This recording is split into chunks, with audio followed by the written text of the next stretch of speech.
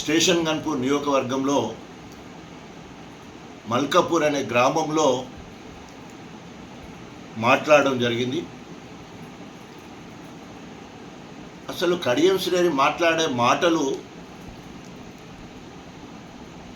ఆయన మాటలు నాలుక తాటిమట్ట అన్నట్టు ఆయన భాష చాలా ఏయంగా, బాధాకరంగా, తిన్నింటి వాసాన్ని లెక్కబెట్టే విధంగా ఆయన మాట్లాడడం జరిగింది. బీఆర్ఎస్ పార్టీ అధినాయకుల గురించి మాట్లాడితే పెద్ద నాయకుడిని అవుతాడనే ఒక భావంతో ఈరోజు తెలంగాణ జాతి పితగా, తెలంగాణ రాష్ట్ర సాధకుడిగా పేరున్న కేసీఆర్ గారిని, యువతకు ఐకాన్గా ఉన్న, అదేవిధంగా ఐటీ ఇండస్ట్రీ రంగాన్ని హైదరాబాదును తనదైన శైలిలో గొప్పగా అభివృద్ధి చేసిన కేటీఆర్ గారి మీద, అదేవిధంగా హరీష్ రావు గారు మాస్ లీడర్గా, మరి ఎక్కడ ట్రబుల్ షూటర్గా ఉన్న హరీష్ రావు గారి మీద, అదే విధంగా జాగృతి నాయకురాలు కవిత మీద అనుచిత వ్యాఖ్యలను తీవ్రంగా ఖండిస్తూ ఉన్నాను. నీది నాలుక తాటిమట్ట, ఏం మాట్లాడుతున్నావు? అన్నం తింటున్నావా, గడ్డి తింటున్నావా? 10 సంవత్సరాలు నువ్వు కూడా ఆ నలుగురితో అంతరంగికుడిగా ఉన్నావు కదా. నీ నోటనే కేసీఆర్ గారిని ఎన్నోసార్లు గొప్పగా పొగిడినావు కదా. కాళేశ్వరం విషయంలో 3 సంవత్సరాల కాలంలోనే ప్రపంచంలో ఎక్కడ నిర్మించలేని ఒక బహుళార్థ సాధక ప్రాజెక్టును, వరప్రధాని, అదేవిధంగా ఒక అద్భుతమైన ప్రాజెక్ట్ అని, కేసీఆర్ గారి మానస పుత్రికని గొప్పగా పొగిడిన నీ నోట ఈరోజు మరి అవకాశవాద అవినీతి మాట రావడం సిగ్గుచేటు. కేసీఆర్ గారు ఈరోజు భారతదేశానికి తెలంగాణ రాష్ట్రం నెంబర్ 1గా చేసి అన్ని రంగాలలో ఆదర్శంగా నిలిచిన రాష్ట్రం తెలంగాణ రాష్ట్రం. దానికి కేసీఆర్ గారు ఆహర్నిశలు కృషి చేయడం వల్లనే ఆ స్థాయి రావడం జరిగింది. ఇంకేం మాట్లాడుతున్నావు? కేటీ రామారావు గురించి మాట్లాడుతున్నావు. కేటీ రామారావు గారిని నిండు సభలో నువ్వే మాట్లాడినావు. ఇవాళ భారతదేశానికి కాదు, ప్రపంచంలో కూడా ఇంత గొప్ప ఐటీ శాఖ మంత్రి ఉండడు. ఈరోజు భారతదేశంలో ఐటీ ఇండస్ట్రీ రంగానికి ఒక డెస్టినేషన్గా, ఒక డెఫినేషన్గా ఇవాళ తెలంగాణ ఉన్నదంటే హ్యాట్స్ అప్ టు కేటీఆర్ అని మాట్లాడినావు నువ్వు. మళ్ళీ ఈరోజు నువ్వేమని మాట్లాడుతున్నావు? అవినీతి అని మాట్లాడుతున్నావు. మరి ఫార్మా ఈరేస్ విషయంలో అరెస్ట్ అవుతాడని మాట్లాడుతున్నావు. సిగ్గుండాలి కదా. మరి ఆనాడు ఒప్పందం చేసుకున్నప్పుడు ట్రాన్స్పరెంట్గా డబ్బులను పంపించడం జరిగింది బ్యాంకు ద్వారా.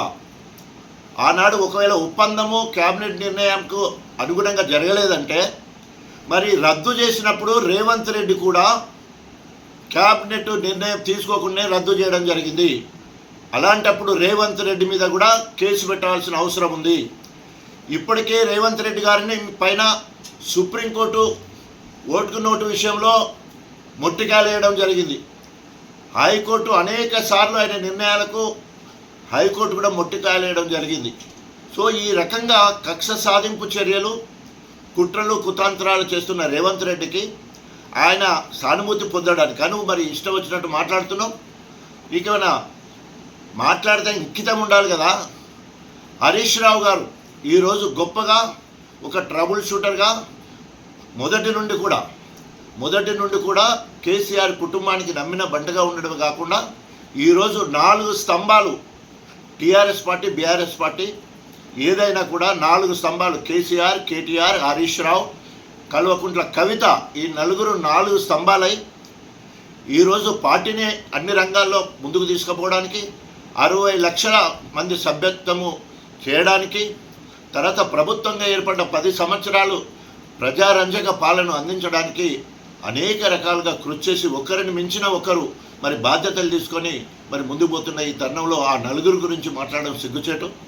అదేవిధంగా కవితకు నువ్వే స్వయంగా మన గణపురంలో అక్రమంగా కవితను అరెస్ట్ చేశారు, వెంటనే విడుదల చేయాలని చెప్పి మరి ఆనాడు రోడ్డు మీద కూర్చొని ధర్నా చేసినావు కదా. మళ్ళీ మర్చిపోయి ఈరోజు మరి లిక్కర్ దందాలో మరి జైలుకి పోయి వచ్చిందని చెప్పేసి మాట్లాడడం సిగ్గుచేటు. ఇప్పటికైనా ఒళ్ళు దగ్గర పెట్టుకొని మాట్లాడని హెచ్చరిస్తూ ఉన్నాం. ఇప్పటికే అనేక సార్లు అనేక రకాలుగా నిన్ను మరి హెచ్చరించడమే కాకుండా ఈరోజు సచ్చిన పాము లెక్కున్నావు. ఈరోజు గుంటకాడి నక్క లెక్క కేసీఆర్ పక్కనే ఉండి నమ్మించి నమ్మక ద్రోహానికి పరాకాష్ట ఈరోజు నీ ప్రవర్తన. అదేవిధంగా నువ్వు చేసిన మోసం తెలంగాణ ప్రజలు మర్చిపోలేదు. ఒక బీఆర్ఎస్ వాళ్ళే కాదు, కాంగ్రెస్ వాళ్ళు కూడా నిన్ను ఇవాళ తూ అంటే తూ అనే పరిస్థితి ఉన్నది. ఇవన్నీ మర్చిపోయి ఈరోజు తగుదునమ్మని చెప్పేసి ఆ నలుగురి జోలికి వస్తే ఖబర్దార్ కడియం శ్రేయర్ గారు మరి గ్రామాన నీ దిష్టి బొమ్మలు తగలబెడతారు. జాగ్రత్త. ఎక్కడికైనా పోతే నువ్వు ఎందుకు కాంగ్రెస్ పోయినావు, ఏమి అభివృద్ధి చేసినావు, ఈ సంవత్సరంలో తట్ట మట్టి ఎక్కడన్నా తీసినవా? 1000 కోట్ల అభివృద్ధి అని చెప్పేసి ఫ్లెక్సులు పెట్టిస్తూ ఉన్నావు.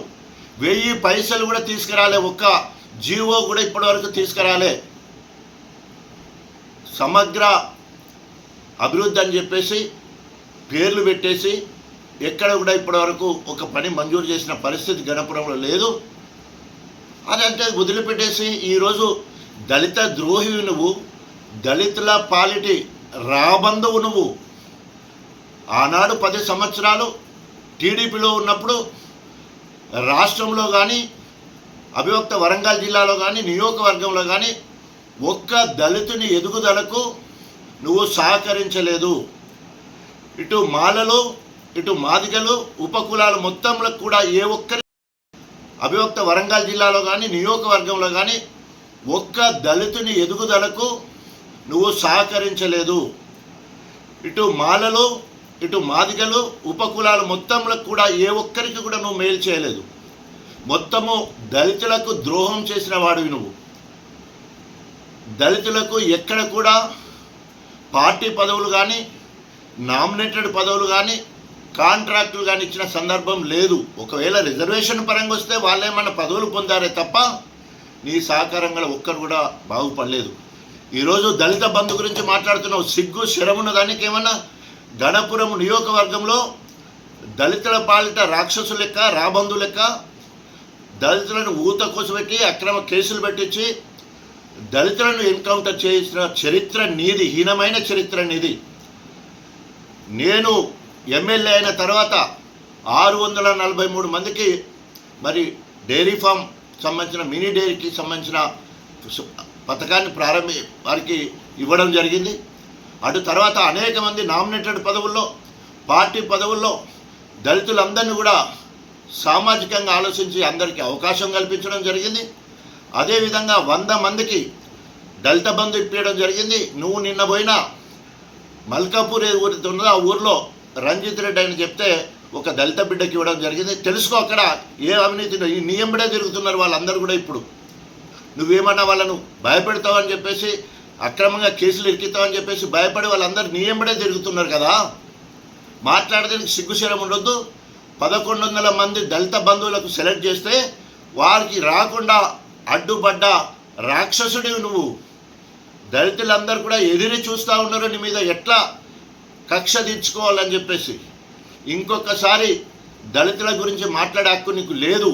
ఎందుకంటే అటు మాలలది ఇటు మాదిగలది ఉపకులాల మొత్తం కూడా 30 సంవత్సరముల నుండి నువ్వే అనుభవించినవు. నీ తర్వాత ఇవాళ నీ బిడ్డకు వారసత్వాన్ని అంటగట్టినవు. అంతేగాని దళితులకు ఎక్కడ కూడా ఒక్క పని కూడా చేసిన చరిత్ర నీకు లేదు. గణపురంలో నువ్వు చేసిన అభివృద్ధి శూన్యం. ఆ 10 సంవత్సరాలు నువ్వు ఆర్థికంగా ఎదగడానికి, కుబేరుడిగా అవతారం ఎత్తడానికి, విదేశాలలో ఆస్తులు చంపడానికి ఆ 10 ఏళ్ళు వాడుకున్నావు. తర్వాత మళ్ళీ గుంట నక్కలేక కేసీఆర్ సంకల జొర్రి ఇక్కడ ఎంపీ అయినావు, ఇక్కడ 2 సార్లు ఎమ్మెల్సీ అయినావు, ఉప ముఖ్యమంత్రి అయినావు, విద్యాశాఖ మంత్రి అయినావు. తర్వాత మొన్న ఎమ్మెల్యే టికెట్ ఇచ్చిన తర్వాత నాకు ఎమ్మెల్యే కాదు, నా బిడ్డకు ఎంపీ కావాలి, ఎంపీ టికెట్ ఇచ్చిన తర్వాత పార్టీ ఫండ్ తీసుకొని కడుపు నిండా తిన్నింటి వాసాలు లెక్కబెట్టినట్టు నమ్మక ద్రోహం చేసి 100 కోట్లకు రేవంత్ రెడ్డికి అమ్ముడిపోయిన పార్టీకి నమ్మక ద్రోహం చేసిన ఏకైక వ్యక్తి తెలంగాణ మొత్తంలో. నమ్మక ద్రోహి అంటే నమ్మక ద్రోహానికి పరాకాష్ట కడించిన విధంగా ఈరోజు తెలంగాణ ప్రజలందరూ కూడా ఎదురు చూస్తున్నారు. ఇప్పటికైనా సిగ్గు శరమేమని ఉండేది ఉంటే, నువ్వు బీఆర్ఎస్ పార్టీ నుండి ఎమ్మెల్యేగా గెలిచినావు, కేసీఆర్ దగ్గరికి పార్టీ ఫండ్ తెచ్చుకున్నావు, అదేవిధంగా కేటీ రామారావు దగ్గరికి పోయి తెచ్చుకున్నావు, అట్లాగే హరీష్ రావు దగ్గర తీసుకొచ్చుకున్నావు. నేను ఓడిపోతా అని చెప్పేసి కవితక్క దగ్గరికి పోయి కూడా పార్టీ ఫండ్ తెచ్చుకున్నావు. ఈ నలుగురిని ఒక్కరికి తెలియకుండా ఒక్కరి ద్వారా పార్టీ ఫండ్ తెచ్చుకొని మళ్ళీ వాళ్ళని ఇలా నువ్వు మాట్లాడుతున్నావు అంటే ఇంతకంటే నీచమైన, ఇంతకంటే నేను ఎట్లా తిట్టాలో కూడా తెలియట్లేదు. తిన్నింటి వాసాలు లెక్కబెట్టడానికి ఇది పరాకాష్ట.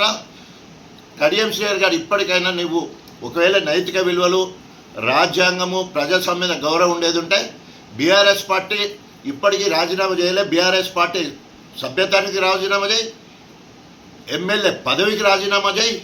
నిజంగానే నువ్వు రేవంత్ రెడ్డి మెప్పు పొందాలంటే, మార్పు కోసం పోయిందంటే నువ్వు ఏం మార్పు చేస్తావో ప్రజలకు చెప్పి మళ్ళీ ఎలక్షన్లకు రా. వెంటనే రాజీనామా చేసి మళ్ళీ ఎలక్షన్ రా. ప్రజలు నీకు బుద్ధి చెప్పడానికి అందరూ కూడా యావత్ గణపురం నియోజకవర్గ ప్రజలందరూ కూడా ఎప్పుడు ఉప ఎన్నిక వస్తుందో ఎదురు చూస్తున్నారు. తస్మా జాగ్రత్త. కేటీఆర్, కేసీఆర్, హరీష్ రావు, కవితక్క మీద మాట్లాడితే మంచిగా ఉండదని చెప్పేసి తీవ్రంగా హెచ్చరిస్తున్నాను.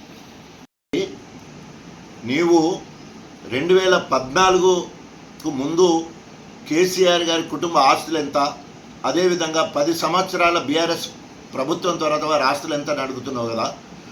నీవు దాదాపు 94 నుంచి వెళ్ళి 2024 వరకు అంటే 30 సంవత్సరాలు నువ్వు ఎప్పుడు అధికార పార్టీలో ఉండటానికి ప్రయత్నం చేసినావు, అధికార పార్టీలో ఉన్నావు. తర్వాత వివిధ క్యాబినెట్ హోదాలో కూడా పనిచేసినావు, ఆఖరికి ఎంపీగా ఉప ముఖ్యమంత్రిగా పనిచేసినావు. 1994 గణపురానికి రాకముందు నీ ఆస్తులు ఎంత, నీకున్న సంపద ఎంత, ఈరోజు అక్రమంగా సంపాదించిన ఆస్తి వివరాలు ఒకసారి చెప్పగలవా? 30 సంవత్సరాల్లో కుబేరుడైనవు. అంతేకాకుండా ఇంకో మాట సిగ్గుశరం లేకుండా అంటావు, నీతి నీతి నీతి నీతి అని మాట్లాడుతావు. అవినీతికి పాల్పడ్డాడు ఎవడన్నా సాక్ష్యాలు పెట్టుకుంటాడా? ఏమనుంటే సాక్ష్యం చూయించు అంటావు. నీ ఇల్లే ఒక సాక్ష్యం, దేవునూరు భూములే ఓ సాక్ష్యం, పెట్రోల్ బంకే ఓ సాక్ష్యం, ఆర్మిచర్ ప్లాంటే ఓ సాక్ష్యం, ఇంకా అనేక రకాలుగా విదేశాల్లో ఆస్తులు అనేకం ఉన్నాయి, అవన్నీ కూడా సాక్ష్యం. ఆ ఆస్తు వివరాలు నీ బిడ్డకు తెలుసు, నీ అల్లునికి తెలుసు.